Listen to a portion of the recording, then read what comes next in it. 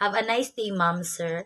I am Leslie Villagracia Paungilan, 24 years old, from Kabaruyan, Libungan, North Cotabato. My highest educational attainment is a college graduate of 2 years vocational course as a caregiver. This is my first time to work in abroad, but I have a lot of experience here in the Philippines.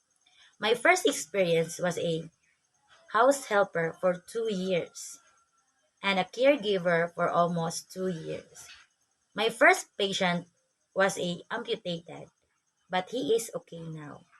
And my second patient was in coma. Sad to say that she's dead now. And my third patient was a pneumonia severe. In God's grace, he is very okay now. I am willing to work in abroad because I want to earn and save money for my family.